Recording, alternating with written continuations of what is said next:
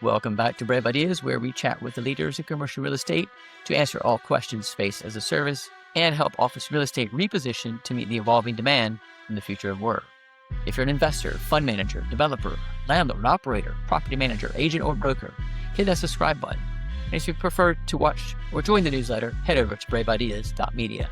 I'm your host, Caleb Parker, and I want to give a big thank you to the team here at Work Life for their brilliant podcast studio and hospitality. If you've been thinking about launching your own podcast, I highly recommend getting in touch, and we'll include a link to their podcast studio in the show notes below. My guest for this episode is my friend Zoe Ellis-Moore, CEO of Spaces to Places, a business helping the flex office industry understand itself better through data, research, customer insight, and independent market analysis. Joining me as co-host for this episode, my friend Eyal Lasker, CEO of FlexSpace AI, our headline sponsor this season. Zoe has become one of the most important data-led voices in the UK's flex market. Through Spaces to Places, she's been publishing reports, hosting industry events, working with operators, and challenging the sector to get much clearer on brand, product, business model, customer demand, and market positioning. In this episode, we talk about why differentiation matters in a market that can still look confusing from the outside. Zoe explains why brand is not just about logos, design, or marketing language. It has to be backed by substance, service quality, location strategy, operating model, and a clear understanding of who the customer actually is. We also get into the growth of managed office and why the lines between traditional office, flex, service office, co-working, and managed space are becoming increasingly blurred. That creates opportunity for landlords and operators, but it also creates a real problem for customers because too much of the market is still difficult to understand, difficult to compare, and difficult to do a deal. We go deep in this episode on some of the things shaping the next phase of our industry, data. Zoe shares why better quality market data is essential if flex is going to mature, why customers need more transparency, and of course how platforms like her office tier list are being built to help end users find the right workplace based on facts, verification, and fit rather than marketing fluff or whoever pays the highest commission. We also talk about AI, LLMs, search, e-commerce, and why the future of workplace discovery will depend on clean, trusted, structured data that can help businesses navigate the market more intelligently. Before we jump into the full conversation, here's a quick word for our headline sponsors. If you're a flex operator still juggling spreadsheets and manual rate sheets, stop. You don't need to be a wizard to outsmart the big guys. You just need FlexSpace AI. It's your AI-powered revenue team that never sleeps, optimizing prices, automating marketing, and filling your space while you focus on your members. No burnout, no guesswork, no what-if tabs at 2 a.m. With FlexSpace AI, your building works as smart as you do.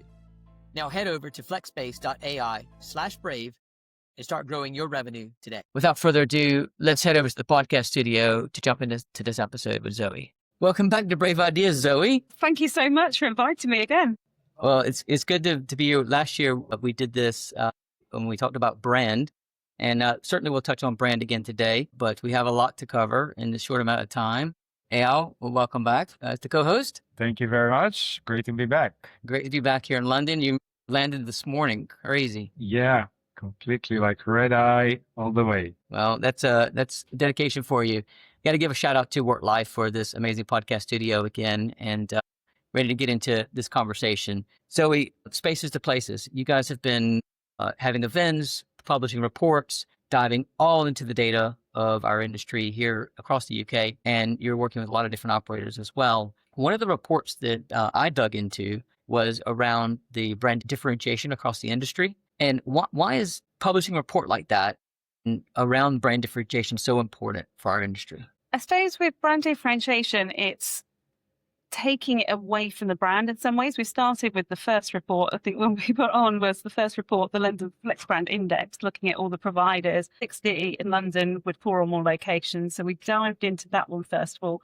And we saw one of the differentiations on that was actually, do you need a style? You need a brand, you need to be about something, but you need substance. You also need locations to really grow because your audience is so limited with one location. So that was more with the differentiation on sort of growing and expanding. The next one, we looked at business models, and with differentiation there's different business models. Providers generally that are sort of the 1980s that established. They're much more, they own their buildings and value orientated. And then we saw the differentiation with the newer providers, Space Maids, X and Y's of the world. They're much more management agreements, hospitality led. And so we really saw this, the change as well. So that was our next report that we dived into sort of differentiation with business models there. And then the other reports we've done, we've looked at more premium, what's the whole offering? The voice of the customer data that we looked at, that really showed that there is differentiation there from the customer's perspective on service level quality as well. Some businesses are more wanting studios, some are much more formal offices, shirt and tie, some more creative studios, some more niche, and I would say much more sort of tech health collaboration hubs. There's labs, there's so much, the variety, and that's what gets us excited all the time because there's so much similarities but differences there. I think it's the variety is the key word here is you've got variety of business models, variety of service offerings, variety of quality levels, variety of locations even, and where these different brands are located. It almost makes me think, is the industry quite crowded? And from a customer perspective, when they're looking at, okay, I need a workplace, I need a place for my company to grow. There's so many options out there. Is the reporting and the data that you're unpacking meant to help everyone understand? Where we've come from really was frustration in the industry. All these reports have been written, why is this industry so complicated? It shouldn't be that complicated. Why don't people understand it more? Why isn't it more mature? Why isn't a commercial sector like build to rent sector, student accommodation, hotels, why isn't it mature? To always be been looking at it coming from the commercial property background, really frustrated. Why haven't we got good data sets? We come from retail background. We're used to, sort of supply and demands. It's simple in some ways, it's supply and demand market. This sector doesn't have, a good layer of data with some of it. So that's been a problem. So that's where we were looking to solve. Let's start with some base data, some knowledge there on that side. And then we've really progressed working with lots of clients, a sort of much more piecemeal approach. And then with these reports going, we need to take the overall perspective.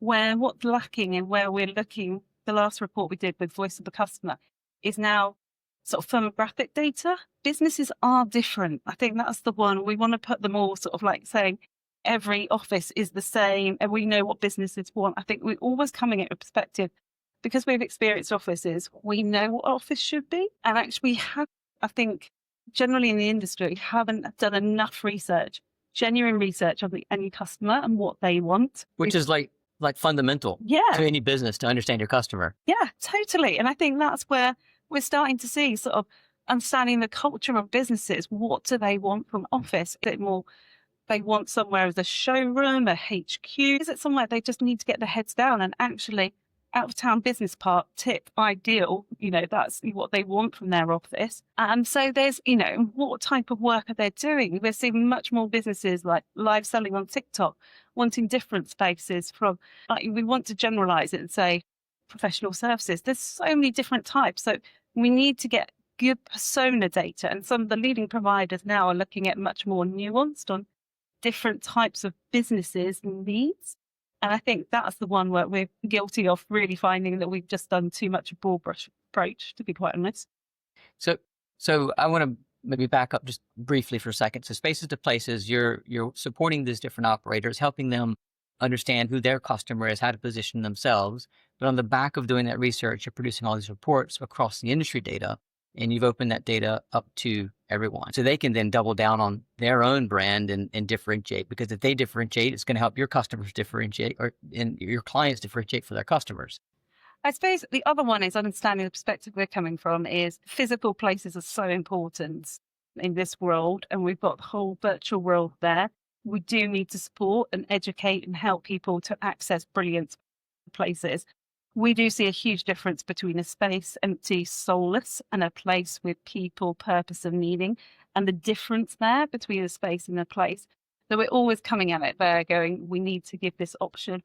I think with the UK government, we've done a poor job, to be quite honest, that we've penalised physical businesses with the retail and business rates, making it really hard and damaged our whole high street with the structure, making it easier to be an online business, pure play sort of online, and actually businesses that are physical and supporting people and mental health and everything.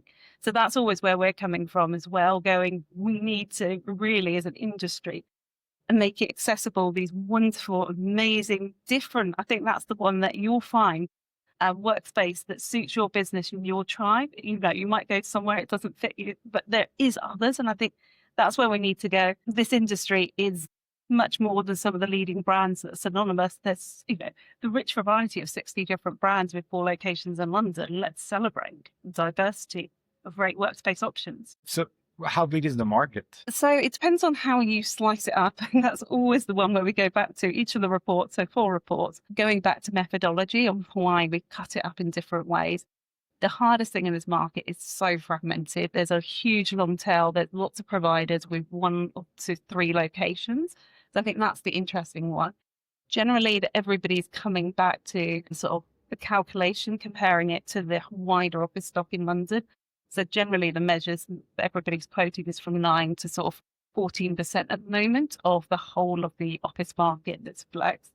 But there's loads of caveats. And in this report, we stipulated quite a lot with our data because it depends on how you're cutting up the data and what you define as flex, managed. I think we'll come into, but that's the grey area as well, having good quality data on managed and what is. We're just seeing the shift. I think the interesting one is the shift from the traditional lease coming much more into sort of offering flexible services in different ways. And it's where that line is. And when you calculate it's flex, when it's still traditional, but it's just everything is office is how I see it. It's a service. But the shift is much more to, as Anthony Slumbers would say, space as a service. I think that's the big one. That's just generally all trends we can agree on. Flex is increasing, service elements increasing that. 9 to 14% is so much bigger than what we see in the US. So Co-working Cafe just released their report showing that in 2025, the flex penetration grew from 2% to 2.2%. And we celebrated that 10% increase. 9 to 14%, that's 5 to 7x bigger than the US market. And that's why we keep on looking purely at London and keep on with space places and some of our reports go and constantly with juicy conferences, everything going, do see London very much at the forefront. That's quite exciting. And that's why we're like going, we've got a duty to care to sort of actually share this knowledge wider than just sort of London market, you know, everybody to say, these are the trends we're seeing that are trickling on, like managed, we're now seeing into much more other European countries. Brand lords is sort of the concept I coined like 5 years ago. We're seeing that ripple effect on the whole of Europe. So I do see sometimes it's very much let's share and support everybody else because, yeah, the rest of the sort of, it's fascinating sort of New York and other cities that are sort of more slower adoption. Well, 9 to 14%, there's still a lot of room to go, a lot of opportunity there if we're going to get to that 30% mark that was famous from several years ago, JLL. You know, you touched on the managed a moment ago, and I've been quoting incorrectly probably the exact stat, but there's something like 900% something increase in demand for managed space. That yes, right. Something like that. So that was our report last year, and that was pre-COVID, and that was pre-COVID. Yeah, sort of pre-COVID time expansion. You know, why it grows so much. But I think the latest data out this month of March time has just come out and landed from Savills work there, and they're saying it's 66% growth from to now. So they're saying 66% growth there. So it depends on how you cut up the data, but another one of those trends, phenomenal growth we manage. So just to understand, the 900% number was the demand of managed office today compared to pre-COVID. Yeah. But if you compare it to say 2022, then it's 66%. Okay, that makes it clear. So my question though, with this growth in managed, which is great, and even like you said, the brand lords, a lot of the landlords are starting to adopt the managed solution, and that sort of blurs the lines between what's a traditional office and what's flex and what's the size of the market. But if we go back to the brand conversation and differentiation, does brand matter when it comes to managed office? Yes, because there is a whole wide range of different services and options. So many different providers, but there's so many different add-on services we've managed. But it is much more, as Zach Goodman sort of describes it, room service in some ways, that you can have all these add-ons, like it's the cleaning as well that's so important. It's whether you get the replenishment of food, the milk into the fridge, the fruit, the Wi-Fi. If something's got a problem, can you phone up and somebody comes and sorts it out quickly? Is it one day, is it an hour compared to a 3-day wait? But There's a huge difference. But do you consider that brand though? That's more like a feature list? How does that play into brand? I think we're going to see more with brands, and we're already seeing some phenomenal brands like MetSpace, Notel, Sub 800 in this sort of managed market as pure players. And it's as a market develops, we're going to see more differentiation. So that's where the growth's going to come from, more with differentiation. As always, it's quite simple to sort of try and say, oh, all these providers are the same. And from a customer's perspective, it's really hard. And so that's what we need to support and help to put more measures on how to make good quality decisions based with data, because we're just lacking data often is our biggest problem in this industry.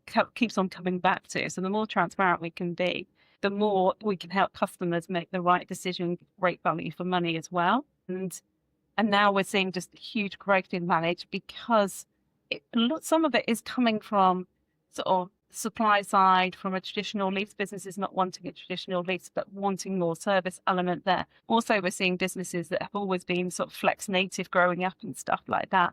But we've got to help these businesses with more education. And businesses got better now. I think with COVID, a lot of businesses weren't sure of how their office fits into the mix. Now we're pretty over that, but still they're trying to work out what's the best fit for their team, for their culture. And that's where the nuances is.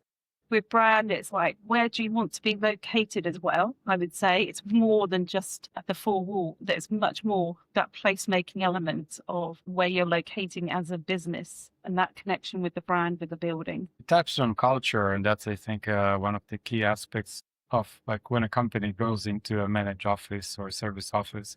We work at the time, and I believe also today are moving more and more into that direction. The question is, beyond the services and the features, do you see also the brand really activating culture and community within the space? I think that question is really interesting. And when you think of managed as well, and with managed, how I do see it as you are taking more of a floor in a building, but the difference is, say, a serviced office provider with enterprise suites, you've got the best of both worlds, that you're tapping into a serviced office community as well, that your team can dip into their programs. I think that's where we've got some pure players that are much more, with managed, where you're getting that offering within your space, in your domain, and you've got only that sort of domain. There is some add-on features there. So what we're finding though with culture is, Stephen Bartlett did a good article, very much sort of saying, because he keeps on getting questions of businesses trying to bring employees back. It's really fascinating. And the crux of it is leadership needs to be stronger and saying, actually, no, you need to come back to the office and build and support the whole output of a team instead of individual outcomes. You need to think much more about the company and actually put in, because so many businesses are worried that if they're going to force people to come back sort of 4 days a week or something, somebody's going to leave and different things are going to happen. And so many nuanced of, and saying that if you don't make the strong decisions around your culture's just going to be weak. And so I think we're going to see much more businesses knowing what they want, if they want to plug in and actually have so much a grounded experience of a place in a whole building, versus is it going to be more our culture, so almost company culture only, and we're really going to focus on that. So I think this is where it's exciting. There's more options for businesses. Businesses are becoming more sophisticated on working out where if managed is right for them versus actually a community already on sort of serving on their, being served up for them in some ways that they can tap into.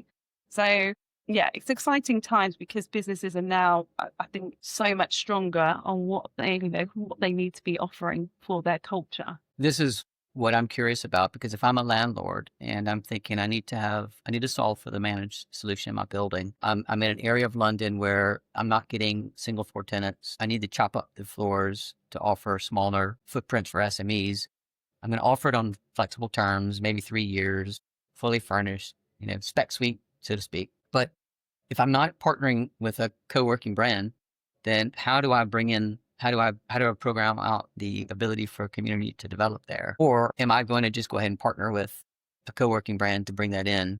Because otherwise, the co-working brand down the street is going to take the market from me. So it all comes down to what's decision making. Now there's, good options on the table, really. You could bring an operator in on a lease, you could do a management agreement or a hybrid of the two. We're seeing so much more growth, I think, with the reports that were showing this sort of hybrid world there, where it's sort of a lease and a management agreement to make it work. You could look at franchising there. You can look at it running yourself and stuff. So I think we're getting much more sophisticated. There is different options and different reasons. If you're going to build something for the long term, generally, sometimes it's bringing it in-house that we've seen quite a few providers, and very much like Grosvenor with Flex by Grosvenor, they know that they're going to hold on to these buildings for a long time. If you're wanting to sell a building, say, you're probably going to bring somebody in on lease, because then it's easier with sort of the management side. So it all depends on what your strategy is with that building, the location, what's needed. It's so nuanced. In one of our reports, we found so many different landlords taking different approaches with different buildings when we analysed. And I think now that we're getting there with maturity of the industry and different landlords also understanding the world of flex, it's getting better. But I think until we have that data, there's different reasons why you take different courses of action in some ways. Put a link to your reports in the show notes. I want to stay on manage just a second here for more topic. In the co-working world, short stay products are very popular. There's a lot of turnover in that. It's a transient revenue stream, and revenue optimization is important. Flex Space has been delivering that service to help optimize revenue for operators across the UK and across the world now. In the managed world, do you see that happening? Can managed offices have e-commerce functionality? Can managed offices have revenue optimization through dynamic pricing, through yield management strategies, through churn and retention strategies? We need better comp sets, I think, from an industry. Even we spend a lot of time in Spaces to Places going back to the basics of working out supply and demand dynamics, especially as you go outside of London. There's not so many transactions to have that good quality data. Fundamentally, the flex market is supply and demand. You've got supply side with great operators, and then you've got businesses needing space, and it's the matchmaking there. So with managed, there's less data, good data quality points and the transactions, the pricing and everything else to make it much more a service with dynamic pricing. We will get there, of course, but it's taking time. That's why I think it's so exciting what you're doing. But hence it's so much easier in some ways with the lower purchase sort of product points, but it's going to keep on growing with sophistication and we will get there. I think we've got to look at e-commerce. We've got to make it much more easier to transact, to be quite honest. Like any other sector, if you want to buy a fridge or anything else, you expect to have transparent pricing, information. Now with LLMs and AI, that needs good quality data. There's so much in our sector, so much slop and bad quality data that we need to generally make it much more better to give an end customer experience to get to the stage where e-commerce transactions for actually on actual office spaces is going to be viable. But I think with reviews, with everything else, with much more density, data and stuff, it's going to be possible. Yeah, discovery is always a big part, right? And I feel like we made a lot of progress as an industry in co-working to drive that discovery to be much more seamless and transparent. And now e-commerce is becoming table stakes in the co-working industry. The next frontier will be, to level up, manage, and make sure that part is transparent and easy to discover and to transact with. So who's really pushing? And this is the problem I think we've got as a sector with the education. We're using all these different terminology and language. The end customer with the demand side, the amount of time I spend with our voice of the customer research, lots that we've been doing now with office tier lists and interviewing end user businesses, they're confused, to be quite honest. They're also getting so many messages coming from brokers, also providers hounding them and stuff like that. It's now putting with AI, especially with different tools, the end user in control, because at the moment they are, like as an industry, we keep on getting confused on what managed is and terminology. So how is the poor end business and the user meant to understand this industry. So I think that's part of the problem, to sort of go, actually, with demand side, do you want, and constantly I speak to businesses, do you want sort of space, or they might say, oh, I need a space, a couple of days a week in this location differently, but they don't know how to navigate this market. And that's the problem that we're having, I think, totally as a sector, not serving the end user with good quality data. And this kind of goes back to what I was saying earlier is like, we've got all the market's huge, and, it's a blurred line between traditional office, flexible traditional office, managed office, serviced office, co-working. The customer just needs space when they need it. And so it might be a good segue. You mentioned it already, Office Tier List, this initiative you have going on now. People listening, I'm sure they've heard something about it, but give us a little bit more information. How did you put this together? Why did you put this together? And what are you doing now? So I think it comes back to your first question on differentiation. We're excited by the whole world of flex offices and the variety there.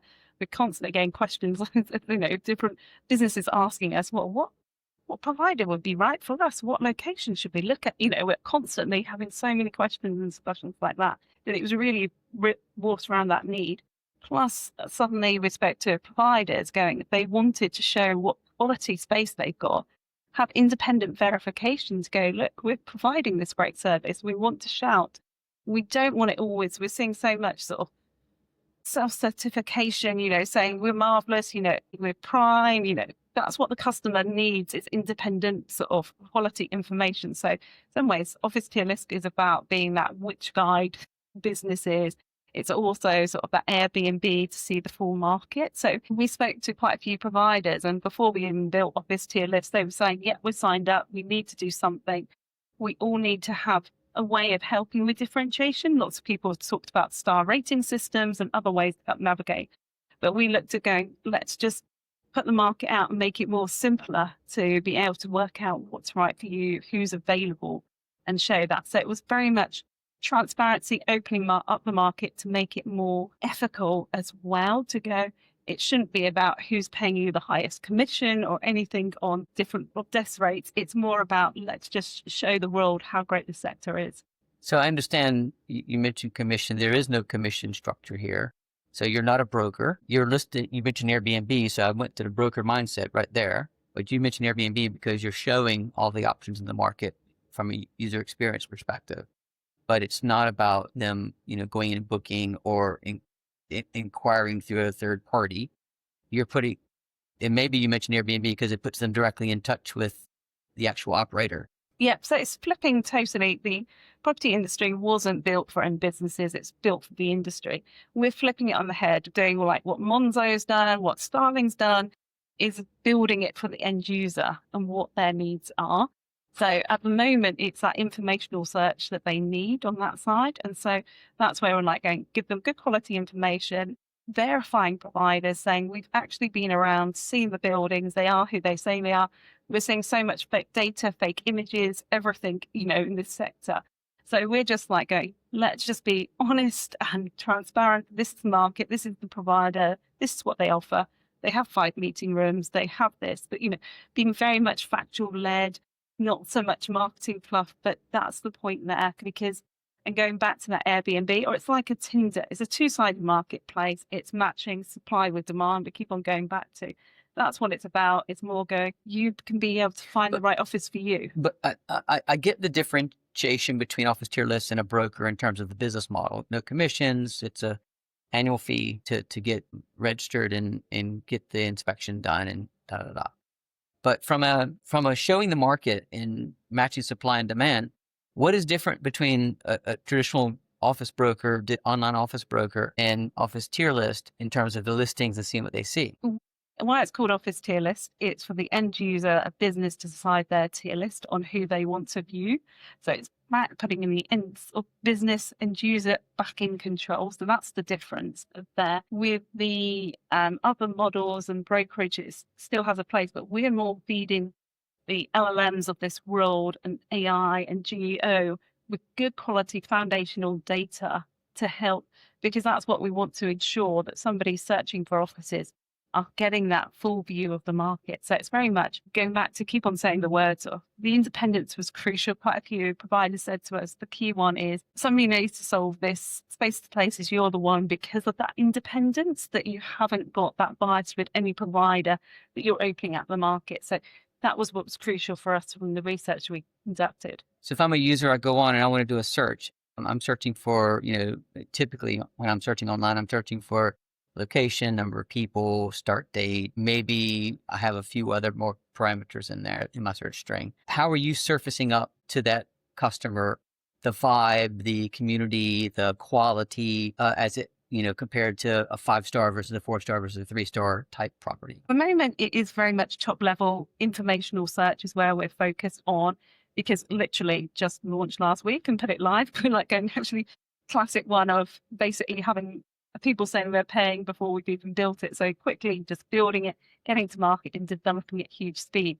So the big first one was for us not to go too much into detail, but give them that first, it's the informational foundational search that we're starting with, because that's the crucial one where we need consistent quality data on the full market for any business or providers searching. It could even be a landlord to know who is in the market. One of the big things that's come out of our reports that people are like, I didn't know all these different providers, didn't know this, they were my competitors in some ways. So I think that's where we're just opening it much more up, saying we've checked the data, it's making sure it's good quality data is our purpose at the moment. In some ways, that's where we really go, in some ways, to support brokers going, actually, if this becomes the informational source, this is the big thing, looking to develop with, industry associations, the sector, to keep on developing and growing it. So that's the sort of reasoning behind it.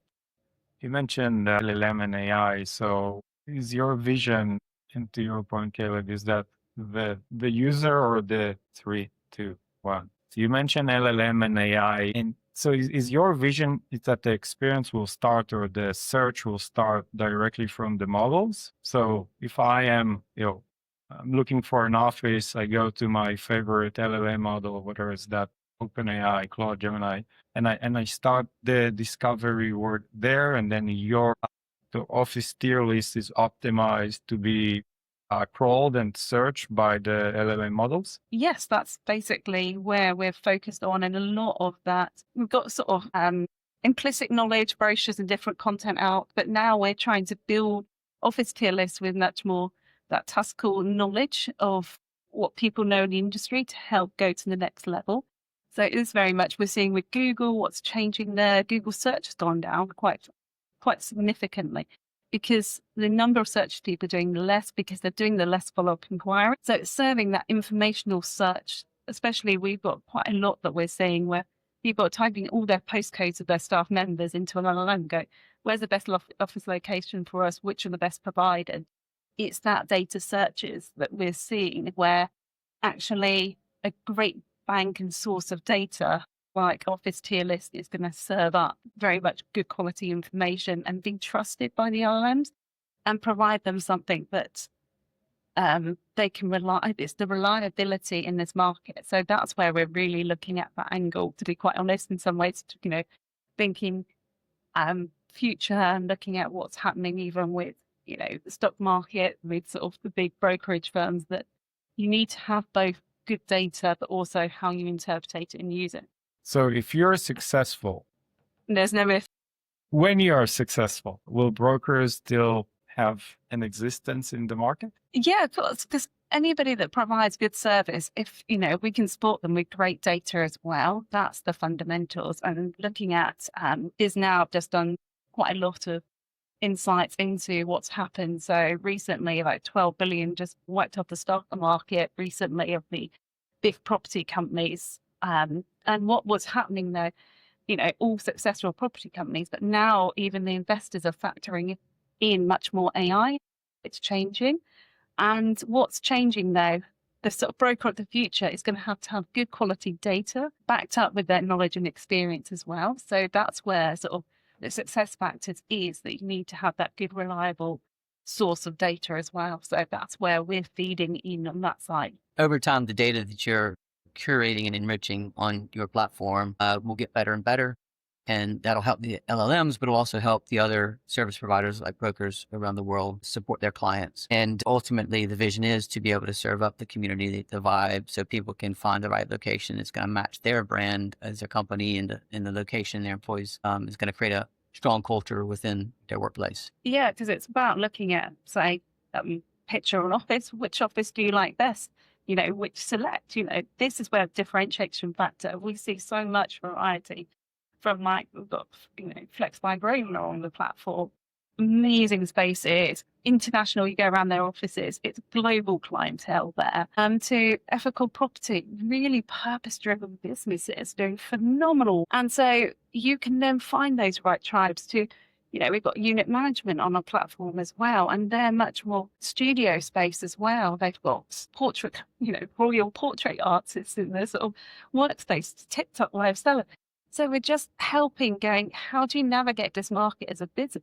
For an end user, we want to help them going, this is your tribe, help them direct with their tribe. So help exploration, because every time I take people around workspaces, they're going, these are phenomenal. Why did we not know about it? So it's more telling people, just come look at these phenomenal workspaces and be excited to explore. You mentioned Airbnb, and one of the things early on that made Airbnb successful was the fact that they send professional photographers to take the photos of the spaces. Is that something that you're thinking about? Yes, that is in the roadmap. So the other one is we're doing quite a lot of differentiation between types of photos, whether it's our photos that have been verified that we've taken versus the marketing images as well. So with all the inspection reports, we've taken photos of how we've seen the building as well. So that's a, core of our essence is to be quite honest and say how we experienced that building on that day. So it's even got to what sort of soap and facility, hand washing facility, some of the details there on the experience as well, because that's what an LLM needs, is that good quality, rich data on the actual experience of what the differences are. Well, Zoe, this is great to see the evolution of our industry continue, and you're making some aspirational moves. I love the vision. I'm looking forward to seeing this thing grow. It's important that we lean into AI. It's not just a catch buzzword. It is a buzzword, but there's some real practical benefits to it as well, and you're tapping into that. So thank you for everything you're doing to evolve our industry. You'll have to come back on and tell us how things are going in a few months. Like I say, thank you for inviting me back. I think seeing where we were over a year and a half ago with the first report, one thing is just kept on leading into another. So that's where I keep you updated, that we're just really just fascinated and curious about the sector and how we keep on supporting everybody as a whole, because there's so many exciting things happening and it's the way of the future. So let's keep on building it. Well, we'll put a link to Office Tier List in the show notes. We'll also put a link to all your reports in the show notes so people can check those out. Thank you, Eyal, for co-hosting. Thank you, Zoe. And thank you for tuning in. Until next time, take care of yourself.